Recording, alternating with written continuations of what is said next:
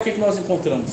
Nós encontramos, através da fé, uma conexão com a verdade, que é Cristo Jesus. Ele é a verdade, como João disse. Ele é o Logos divino, o Verbo divino pré-encarnado, por meio de quem tudo foi feito, e sem ele nada foi feito se fez. E ele encarnou e veio até nós, e nós podemos tocar a palavra da vida, que é Jesus. Então a palavra da vida, que é Jesus, por meio de quem tudo foi feito, se encarnou e veio até nós, e andou entre nós, e entregou a sua vida na cruz do Calvário, e morreu por nós, e ressuscitou ao terceiro dia, está vivo. Nós seguimos a Jesus não porque nós abraçamos uma ideologia. O que estamos fazendo aqui não é uma ideologia. O que estamos fazendo aqui não é uma teoria. Nós abraçamos Jesus porque Ele é real, e porque Ele é vivo, e porque Ele está entre nós. Ninguém morreria por uma ideologia, ninguém morreria por uma causa política, mas muitos homens e mulheres já deram a vida por causa de Cristo Jesus. Inclusive, eu não vou lembrar agora, mas teve um desses grandes homens de Deus que, quando foi levado ao Coliseu e foi amarrado a um poste, e colocaram piche na roupa dele e colocaram lenhas em volta dele, eu não vou lembrar agora o nome dele, eu estou quase lembrando, mas não lembrei ainda. Perguntaram para ele já era idoso: olha, você tem a chance agora de negar. Se você negar a Jesus, a gente liberta você. Aí você vai viver sua vida e você volta a servir a Jesus, tá? Aí ele falou: o Senhor Jesus tem sido fiel a mim, tem sido meu Salvador, tem sido meu Senhor, tem sido meu Deus, tem sido Policarpo. Muito obrigado. Ainda bem que a gente está aqui junto com grandes sabedorias, né? Homens sapientes. Veja só, Policarpo, eu tenho servido a Ele, Ele tem sido meu Deus, Ele tem sido meu Senhor, me abençoando, me salvando, me regenerando, me transformando ao longo de toda essa vida. E por que eu vou negá-lo agora? É a oportunidade de eu mostrar para o mundo o quanto Ele é importante para mim, o quanto eu sou fiel a Ele. Apressa com isso aí, põe fogo logo nisso, que eu quero me encontrar com o meu Senhor. E quando ele falou isso, a multidão não aguentou, veio aquela cena, aquele homem idoso enfrentando seus exatores, seus executores, e apressando eles para pôr fogo logo naquilo, que ele quer se encontrar com o seu Senhor. É essa fé que você precisa para viver no mundo de hoje. É essa fé que você precisa confessar. Menos que isso você não aguenta. Nós não vivemos por utopia, nós vivemos por fé. A fé na pessoa bendita de Cristo Jesus, que é Deus e que está vivo, que está entre nós. Mas essas ideologias, elas vivem sendo alimentadas por essa chamada utopia. Se eu pudesse representar para você o que é uma utopia, eu peço para que você, na sua mente, construa a imagem de um jumento. Pense no jumento. Pense numa pessoa montada num jumento. Agora pense nessa pessoa com uma vara montada no jumento, com uma cenoura pendurada na frente do jumento. E o jumento caminha em direção à cenoura, buscando alcançá-la. Só que ele nunca vai alcançá-la, porque a pessoa que está em cima dele está com uma vara, com uma cenoura pendurada sempre à frente dele. E ele vai caminhando em busca da cenoura. Isso é utopia. É uma ideia, é uma idealização, tá certo?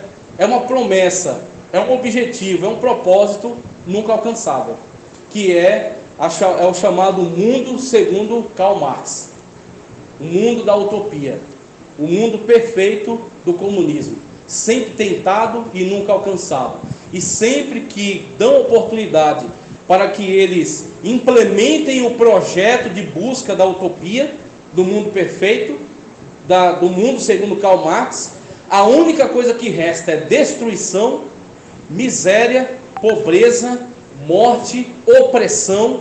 Sempre é isso que você tem observado. Você vê isso na Rússia, você vê isso na China, desde Mao Tse Tung, você viu isso no Camboja com Pol Pot, você vê isso com Fidel, que já partiu, já foi, né? Para onde ele foi? Já partiu. Você vê isso em todo o sistema onde o comunismo impera. Você vê sempre distribuição da miséria, distribuição da desgraça.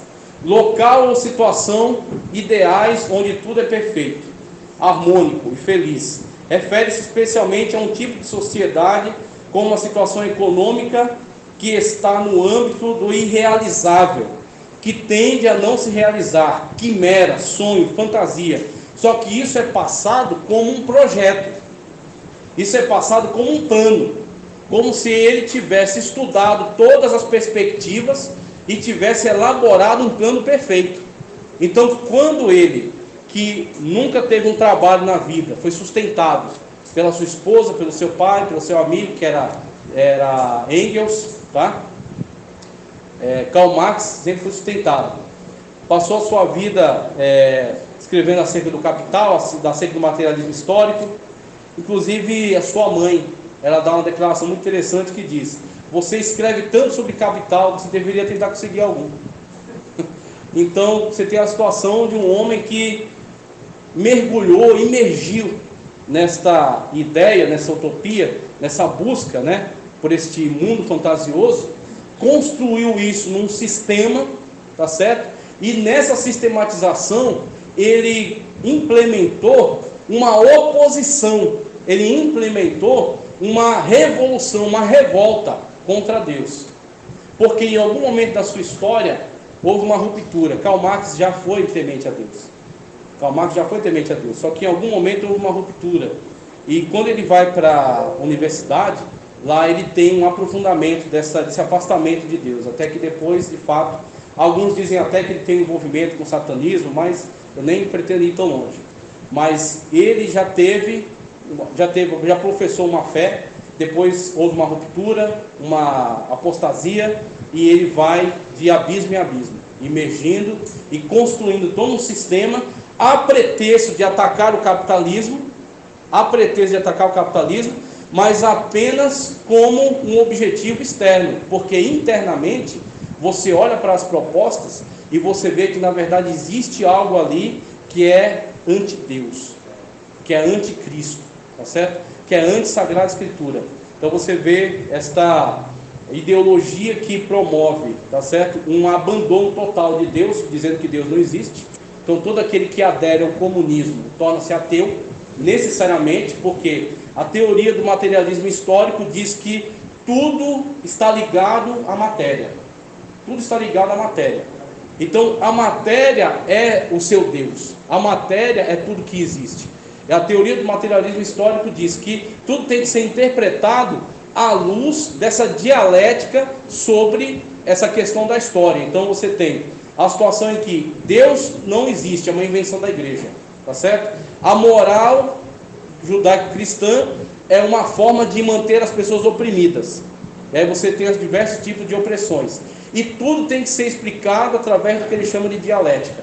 Então essa dialética, a gente vai ver um pouco melhor acerca disso, ela vai desconstruir tudo aquilo que foi pregado, foi ensinado, foi proclamado através da palavra de Deus. Então ataca o capitalismo, dizendo que os meios de produção não podem ser privativos, mas tem que ser da ditadura do proletariado, tá certo? E aí você tem quem vai operar essa ditadura do proletariado? O Partido Único. Então toda a tendência comunista chega à ditadura, sempre dá na ditadura, prometendo o quê? Se vocês entregarem sua liberdade, submeterem esse sistema, nós vamos chegar até a utopia. E a utopia é esse mundo perfeito, o paraíso marxista, que nunca foi alcançado, prometido, mas nunca alcançado. É a cenoura na frente do burro. Todos que se submetem a isso estão servindo, né, como montadura para estes políticos. Aí temos o índice, né, da revista, a gente vai passando agora através deles. Veja, a capa da revista tem uma arte, e a arte é o que? Uma torre, tá? É uma torre. Que torre é essa? Torre de Babel, né? Inclusive a primeira lição fala acerca do espírito de Babilônia, tá? Então eu achei muito interessante, por quê? Porque essa torre de Babel e o contexto histórico dela, que é Gênesis 11, 1 ao 6, ela é uma tipologia. Ela é uma tipologia muito importante acerca disso que está acontecendo hoje, ok? Porque o que você tem ali? Você tem um grupo que sai do Oriente e vai até Siná. Siná é o antigo nome para Mesopotâmia, aonde você tem o Império Assírio, Babilônico, e você tem os Sumérios também, tá? Então você tem aquela faixa entre os rios Tigre e Eufrates. Inclusive Judá ficou cativeiro ali durante 70 anos. Então você tem aquele determinado lugar. Então nessa fase da história, que é o começo da história humana, Um determinado grupo sai do Oriente e vai até Siná. Se aproveita ali dos materiais disponíveis, né? Queima tijolos. E qual é o intento deles?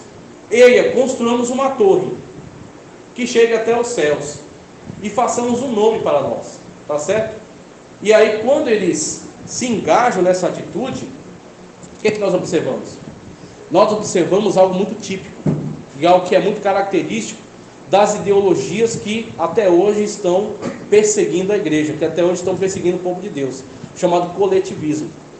O coletivismo se manifesta através de grupos que entendem que eles são, vamos dizer assim, os messias do mundo, os messias da sociedade.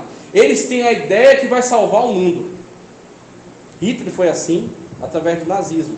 O nazismo era ultranacionalista, tá certo? E ele fazia um sincretismo entre cristianismo e arianismo, buscando certos símbolos do arianismo lá dos antigos persas, antigos hindus, a suástica que ele traz daquela tradição. Então ele sincretiza, ele funde esses exemplos, e aí ele cria essa mitologia ariana do homem superior. Parte da ideia da raça superior é fornecida por aquilo que estava sendo desenvolvido a partir das pesquisas de Charles Darwin. Então Charles Darwin já havia implementado suas pesquisas, já havia desenvolvido a ideia de desenvolvimento das espécies e de luta, né, o combate, o embate, né, natural, a seleção natural, tá? Então, através da seleção natural, o que ele prega? Que não houve um ato criador, porque não existe Deus. Então é sempre essa ideia de excluir Deus de qualquer possibilidade. Não houve um ato criador. Como é que as pessoas surgiram? Surgiram randomicamente, ou seja, surgiram aleatoriamente. É o que a ciência prega até hoje. Surgiram aleatoriamente. Uma explosão, de uma explosão, né, um planeta se condensou e de uma forma espontânea surgiu a vida. Surgiu a vida. No que a vida surgiu, a partir daquela pequena célula, a partir daquele pequeno ameba, tá? Aquilo ali foi se desenvolvendo, tá certo? De uma forma espontânea, até que saiu da água, foi para a terra, e na terra virou tudo que... Então o leão, a barata, o mosquito, o rinoceronte, o dinossauro, todos eles vieram de um único ser. Tá? Então todos eles vieram espontaneamente de um único ser. Tá? Então essa é a proposta. Por quê? Porque precisamos tirar Deus da jogada. Porque somos ateus. É enviesado, é doutrinário, é um tipo de religião, é uma religião sem Deus, é uma religião anti-Deus, ok? Então você tem essa ideia da luta das espécies. O superior prevalece e o inferior é eliminado, é extinto. E aí o nazismo pega um pouco dessa ideia, através de Francis Galton, que era primo de Darwin. E aí você vai ter outros postulados filosóficos, por exemplo, de Heidegger, um filósofo da época, que vai fornecer essas ideias. Então você tem o nazismo, fascismo, que já é também um outro movimento coletivista na Itália, e você tem o comunismo, tá? A partir de Karl Marx, depois Lenin e por aí vai. Todas essas ideias são grupos se impondo sobre os demais, dizendo que eles são condutores da história. E é exatamente o que aconteceu aonde? Babel. Um grupo sai do Oriente, vai até Siná, começa a construir uma torre, a torre que vai até os céus. É possível alcançar o céu através de uma construção de tijolos? Não. Por que eles fazem isso? Porque é uma utopia. É uma utopia, uma ideia não realizável. Mas aqueles que acreditam nela estão lá, trabalhando para eles, colocando tijolo, queimando tijolo, fazendo o que eles mandam, obedecendo a eles cegamente. Então você tem o quê? Uma utopia. Eles vão construindo, dizendo, façamos para nós o quê? Um nome. O que é esse negócio de fazer um nome? É não respeitar, não honrar, não se submeter mais ao nome de Deus. A pregação que foi deixada por Noé. Noé, dilúvio. Noé sem cães de Jafé. Noé comunicou para os seus filhos e eles repovoaram a terra. O quê? As leis de Deus, a tradição de Deus, o respeito a Deus. O Deus que trouxe o dilúvio. Então eles deveriam respeitar a aliança com Deus que foi feita entre Deus e Noé, com o pacto nas nuvens, que era o arco de Deus, ou chamado arco-íris também, né? Então eles deveriam respeitar esse pacto, essa aliança. E o que esses homens intentaram fazer? vamos causar uma ruptura nisso, não vamos mais precisar de Deus. Essa é a ideia. Se Deus trouxer um dilúvio sobre a terra, claro que não vão todos sobreviver, mas alguns vão. Por quê? Porque nós temos uma torre. A gente pode se abrigar nela, de modo que mesmo que Deus traga dilúvio de novo. Então veja, esse movimento tinha uma profunda desconfiança de Deus. Deus disse, não vou mais destruir o mundo por dilúvio. Mas o que esse grupo entende? Não vamos confiar em Deus. Vamos construir para nós a nossa própria garantia. Vamos construir o nosso próprio sistema. Vamos glorificar o nosso próprio nome. Então você tem em Babel uma tipologia do que está acontecendo agora.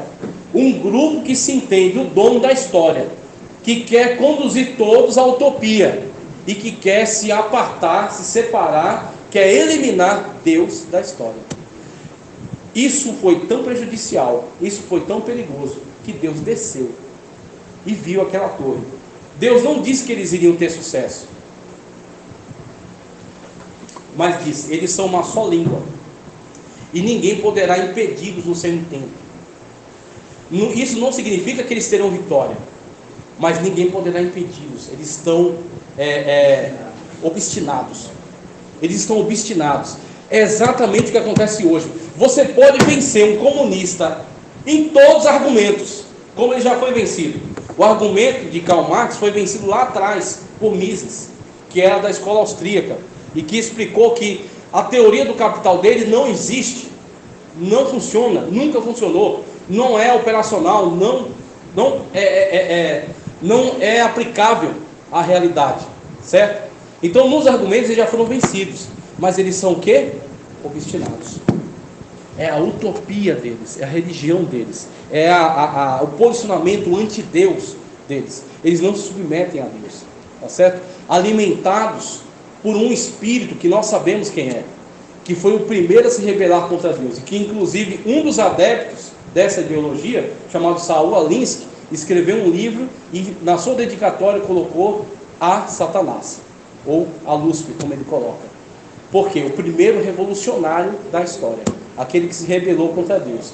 O espírito revolucionário, o espírito que pretende se rebelar contra a autoridade divina, a autoridade da Sagrada Escritura, eles estão movidos por esse espírito, eles estão impulsionados por essa ideologia, eles vivem em prol dessa utopia. E Deus disse, ninguém poderá pará-los. O que Deus fez em relação a eles? Confundiu as línguas, fez com que não se entendesse mais, cada um fosse para o seu lado, e separando-se, então criou as nações. Mesmo que um mal desses cresça numa nação, ela não necessariamente crescerá na outra. E assim Deus trouxe um remédio para aquela situação da humanidade. Mas aquele espírito continua ao longo da história. Essa é a questão da lição, tá? Aquele espírito de Babilônia, aquele espírito que estava operando através de Nimrod, aquele espírito que estava aprisionando aquelas pessoas, opera hoje. Continua atuando hoje, através de diferentes nomes. Ele só vai se metamorfoseando, ele só vai mudando de nomes, ele só vai mudando de aparência. Ele tem a aparência que você quiser, desde que você venha aderir à sua ideologia, tá certo? Então é disso que está falando. Aí eu achei interessante porque Deus ele impediu aquela ação através da confusão das línguas, e depois Deus vai se valer da confusão das línguas, tá certo? Como um meio agora, através do poder do Espírito Santo, um meio evangelístico, através do Pentecostes. Deus confundiu as línguas em Babel, e lá em Pentecostes o Espírito Santo desce sobre o que estava no cenáculo, e cada um foi visto sobre eles línguas repartidas como que de fogo, e quando eles eram movidos pelo Espírito a falarem e glorificarem a Deus, cada um falava em diferentes línguas, e as pessoas podiam ouvi-las na sua própria língua. Deus inverteu Babel. O teu Deus domina a história. O teu Deus não perde o controle sobre a história. Mesmo que você esteja vendo hoje tantas situações terríveis, mas estamos dentro da permissão de Deus. Deus permite, mas Deus tem o seu propósito em todas as coisas. Então é isso que eu achei interessante no primeiro momento para falar acerca de Babel. Isso aqui é um texto que fala sobre cosmovisão cristã. Então esse texto aqui, basicamente o que ele diz? Ele diz que nossa fé não pode ficar reservada para dentro da igreja. Nossa fé não pode ficar enclausurada dentro de um quadrado. Nossa fé tem que estar regendo e interferindo, influenciando sobre toda a nossa vida. Se eu sou um negociante, eu sou um negociante cristão. Eu não negocio como qualquer negociante do mundo, eu sou um negociante cristão. Eu negocio a partir dos princípios cristãos. Eu sou um advogado cristão. Eu sou um político, sou um político cristão.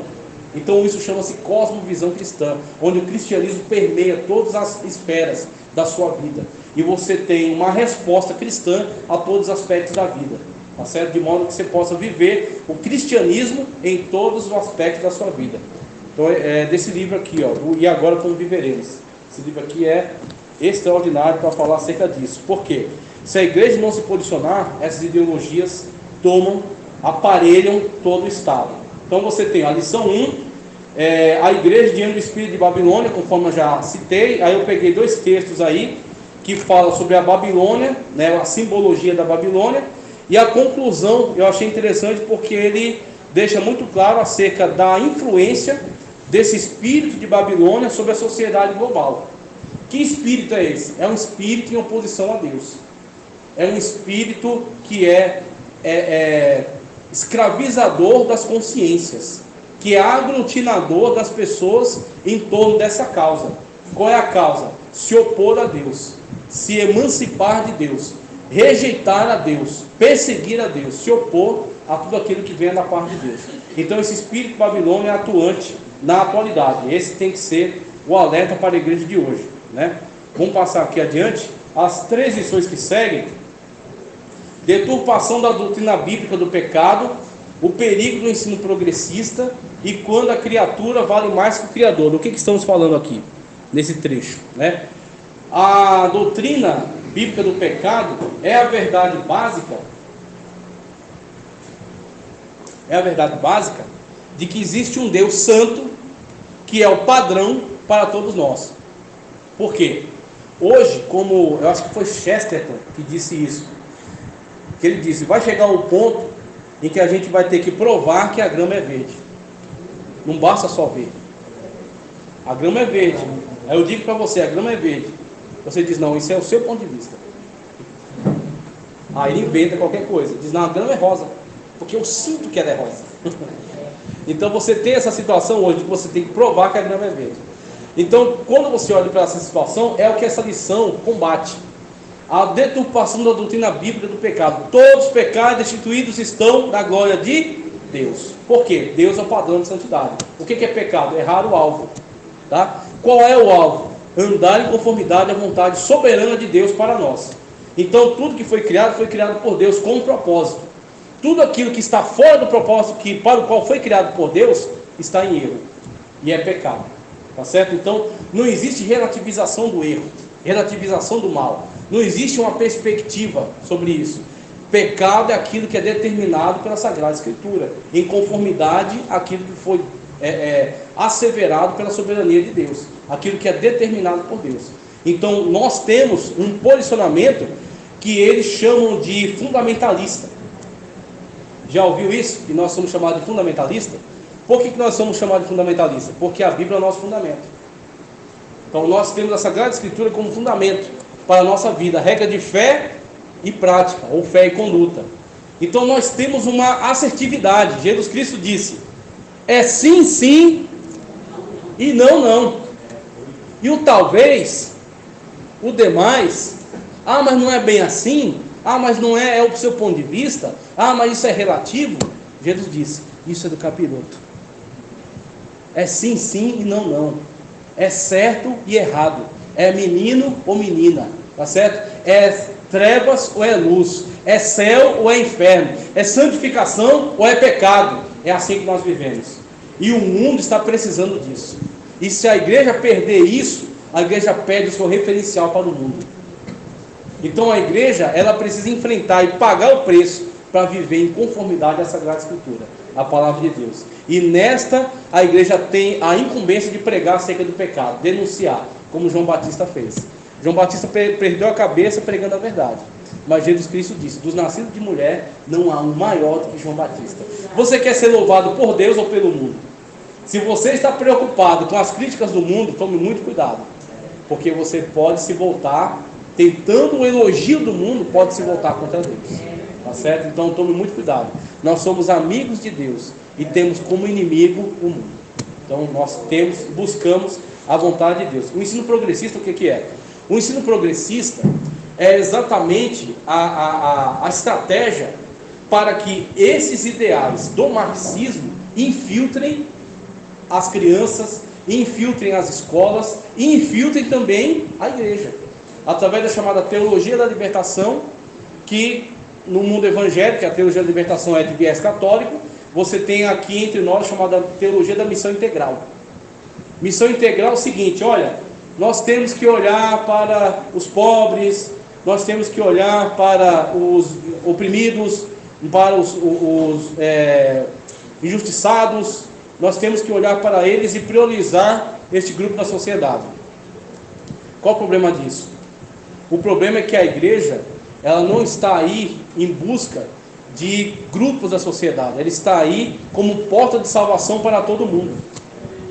Então em Cristo não há homem, não há mulher, não há judeu, não há gentil, não há circunciso nem incircunciso, não há escravo, não há livre, como Paulo disse. A igreja não vê as pessoas como grupos sociais, a igreja vê as pessoas como pecadores, necessitados de salvação em Cristo. Se ele é pobre, se ele é rico, se ele é negro, se ele é branco, se ele é índio, se é homem, se é mulher, não importa, todos pecaram e precisam do Salvador, que é Cristo Jesus. E quando aceitam Jesus, todos são um em Cristo Jesus, mesmo tendo a origem e o contexto social que tiver. Pode ser podre de rico, pode ver o Mark Zuckerberg ou o outro lá, o maluco lá que gosta de fazer foguete, esqueci o nome dele, o Elon Musk. Pode ficar à vontade, vai chegar e vai sentar nessa cadeira aí junto com todos. Por quê? Todos são um em Cristo Jesus. Então você não tem essa diferenciação. Agora, por quê? Por que esses grupos, essas teologias e essa educação e essas teologias, né, conforme eu já falei, por que eles implementam isso? Não, a teologia negra, a teologia indígena, a teologia da mulher, a teologia latino-americana, a teologia africana. Por quê?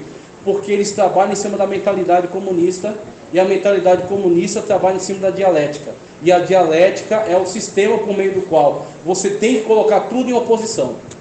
É chamada tese, antítese e síntese. É assim que eles trabalham: tese, antítese e síntese.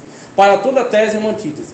Então você tem que trabalhar sempre nesse viés. Existe o negro, então o negro está contra o branco está contra o negro. E é sempre uma oposição, é sempre uma antítese. Existe o pobre, então o pobre está contra o rico, e o rico está contra o pobre. E assim você tira essa síntese posteriormente, que é: todo mundo cala a boca e se submete ao Estado comunista. É a síntese de tudo isso aí. Então eles trabalham sempre colocando tudo em oposição, é a forma como eles pensam, tá certo? Então quando você olha para, por exemplo, teve um aí que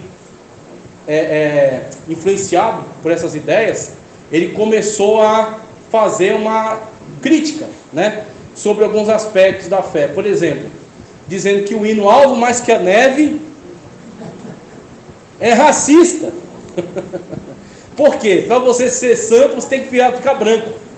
Sendo que, na verdade, quem disse isso foi Ellen G. White. Disse que para você ser salvo, quando você for salvo lá no céu, todos os negros vão ficar brancos. Meu Deus do céu, é terrível, né? Mas a heresia, não é o que esperar de herege, né? Mas o que acontece? Alvo mais que a neve. Qual é o contraste aí? Alvo, tá? Branco no sentido de puro, não no sentido de cor, de raça, de etnia. Inclusive, esse conceito de raça não é bíblico.